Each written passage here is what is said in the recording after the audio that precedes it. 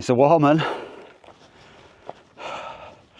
Now then, up in the Lake District, and I'm just out bagging a couple of Wainwrights that I missed out the last time I was up here in this area, which is Coledale, the Coledale Valley, if you haven't noticed. So I'm on my way up to Causey Pike, I believe it is, just up here, and then I'm going to come back around across Scar Crags, and I'm looking for a place to camp. Now I've got a new shelter, camped in it for the first time last night, up on a Melbrake. Didn't film that, just had a really lovely, relaxing camp, cracking pitch. But yeah, I thought I'd film this one, mainly just to give you a bit of a look at the new tent. So I won't say what it is yet, though I do have a habit of putting these things in the title of or the thumbnail, so yeah, probably not giving too much away.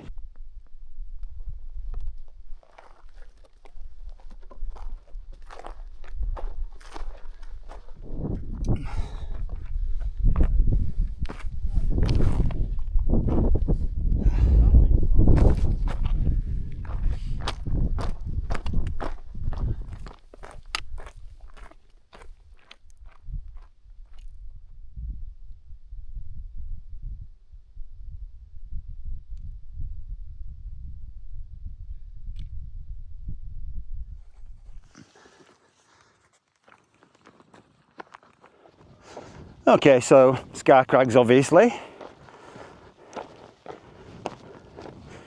I could camp here, I think. Have a little look over here. Yeah, it's all kind of heathery or long grass. I know there's worse things in the world, but I'm sure I can find a better pitch somewhere. Outside or barrow, I think, drop down. Right, stop wasting your time and bring you back when I'm down there. Right, just at the foot of Barrow. I hope this isn't all heather as well. My sources reliably tell me there's a nice patch of grass on the right hand side as you go up. So let's hope so. Okay, well there's two pitches that I've found. Everything else is just heather and long grass, as far as I can tell. This is beautiful, but it's right on the summit, which I'm not a fan of. And the other one, slightly more inconspicuous. There's one there, don't know if you can see it, just down there. But that one's right next to the path. That one's definitely nicer. Monday morning tomorrow. Yeah, sod it, let's get it up.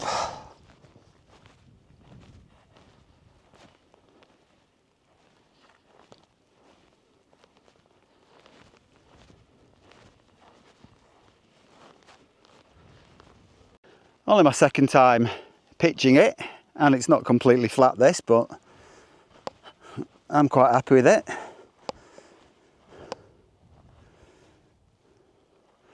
Obviously with trekking pole tents you do need a flat surface to get them right, but I actually find this one pretty easy to pitch to get it tensioned out compared to what have I had, a Lanshan 2, a Durston X made and a couple of Mountain Laurel Designs trekking pole shelters.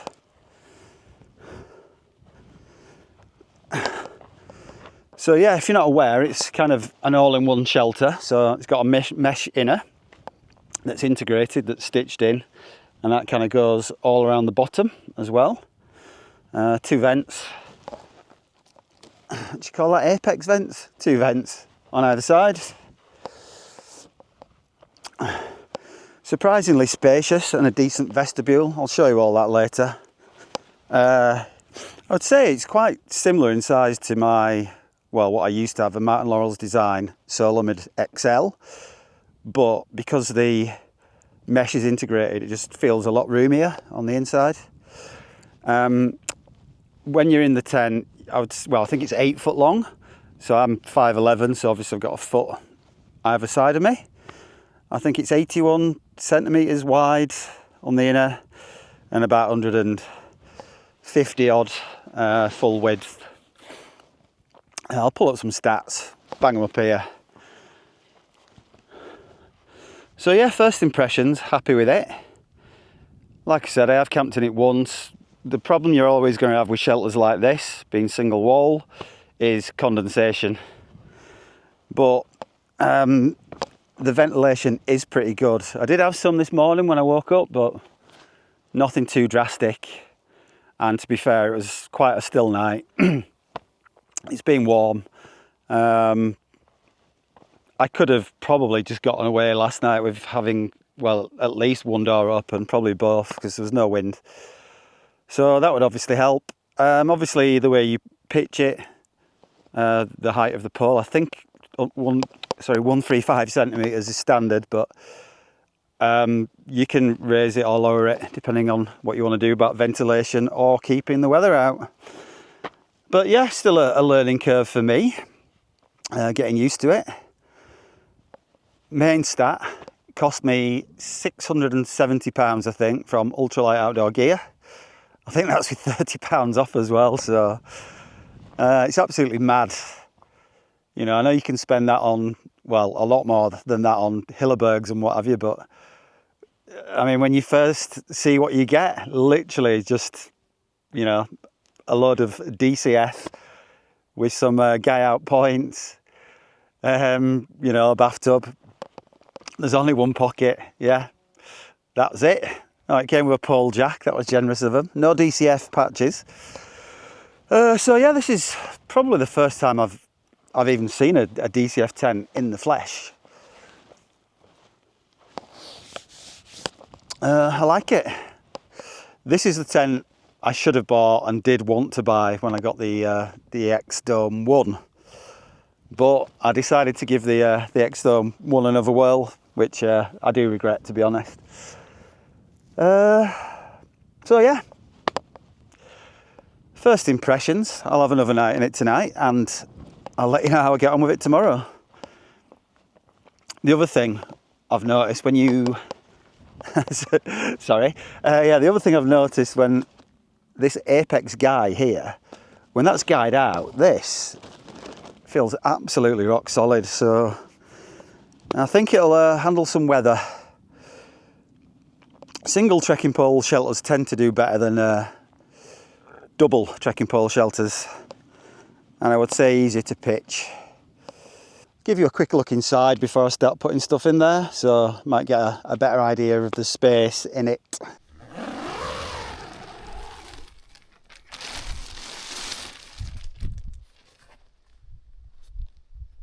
So you can roll both doors back. That, you can do it.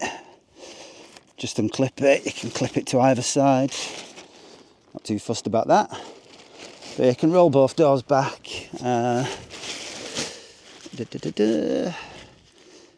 Magnetic toggles. So as I said, the mesh is sewn into the fabric. This door, I'm not too sure about it actually. Kind of like a rainbow. That one hasn't got magnetic fasteners, just a bungee. Yeah, I think I prefer to tease it, but I'm getting used to it. I think because of the fact that the pole's in the middle anyway. But yeah, you can see mesh all around the bottom for extra airflow. I'm led to believe that if you do get condensation dripping down, the idea is it should just run out of there. You can also adjust those. So again, depending on how much air you want to let in or how much weather you want to keep out. And DCF's kind of prone to piercing, I believe. So I'll just be careful. So I've not decided yet if I should get a ground sheet for it, or maybe just make my own out of polycro. Be a shame to spend all that money on an ultralight tent and then add a footprint to it, wouldn't it? If you're gram counting. But yeah, I mean, that's pretty much it for now. It's very, very minimal. I think I said earlier, there's one pocket here, tiny little pocket. But yeah, you can see the room inside. Easily fits my long wide pad, which I'll show you once that's in there. This pitch could definitely be better. Go easy on me. I've got the bed all set up already. So Cumulus 250 quilt, Zembivy UL. Though it's not particularly UL, it's about 680 grams that. Sea to Summit Eros Premium, that's really nice.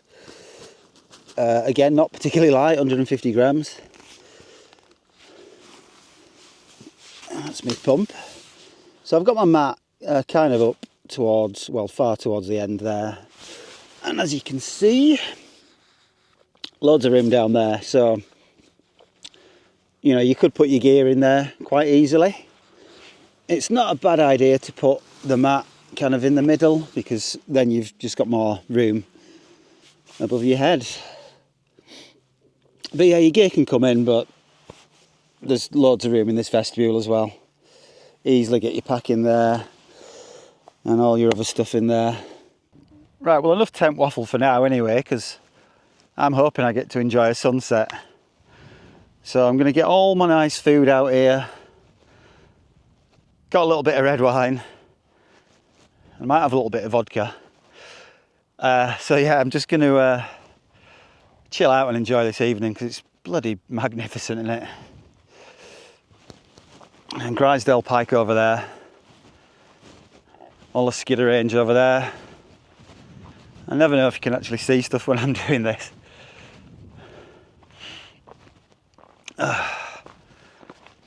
Derwent water.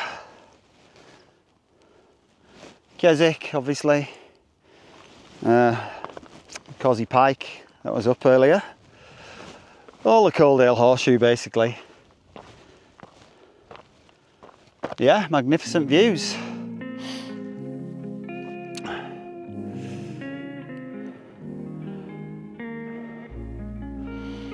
Fantastic.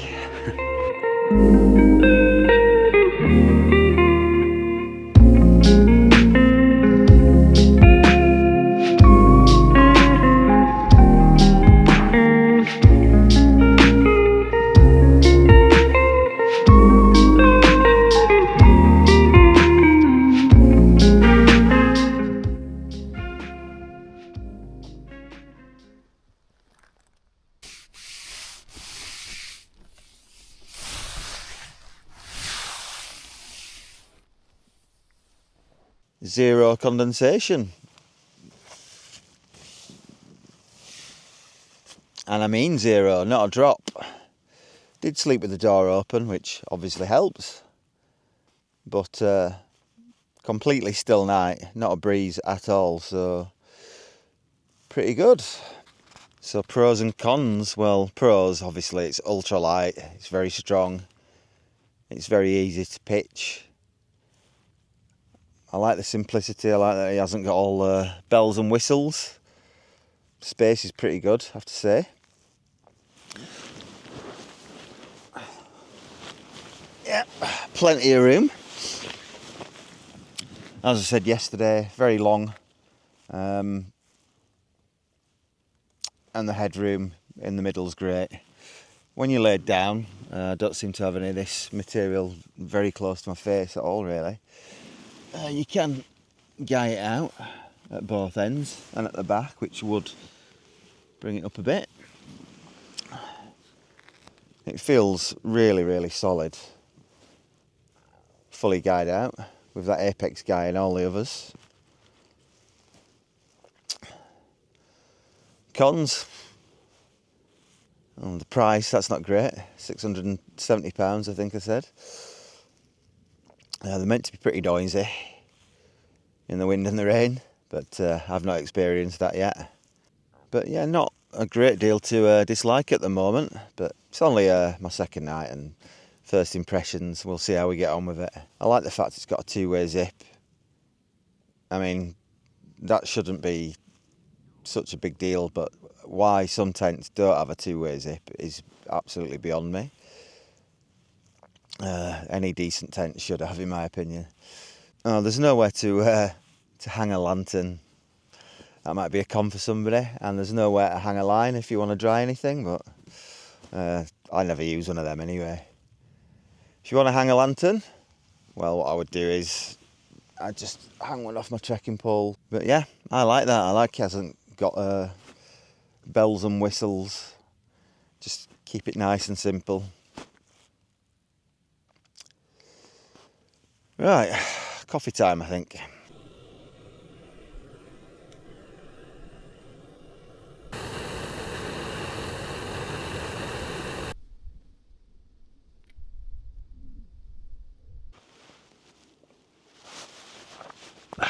Bloody hell.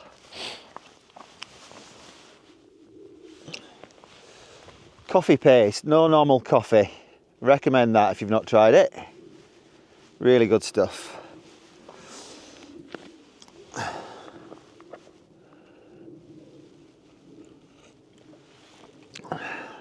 I think I've decided after the last couple of days that summer is my worst, or at least, let's not say worst, let's not be negative.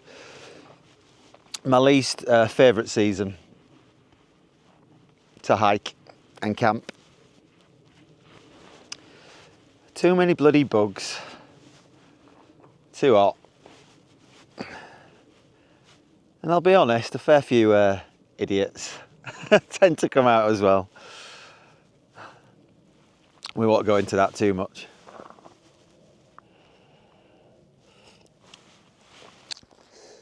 Back to the positives anyway. Let's talk about the views again. It's gorgeous down there now. In that valley. What valley's that? Newlands, presumably. Show you. Well, there's people coming up to the summit now, so time to get this tent down and get myself off. So just a short video, I think. First impressions, hopefully somebody got something from that. But anyway, if you watched, thanks for watching. Hopefully I'll see you on the next one.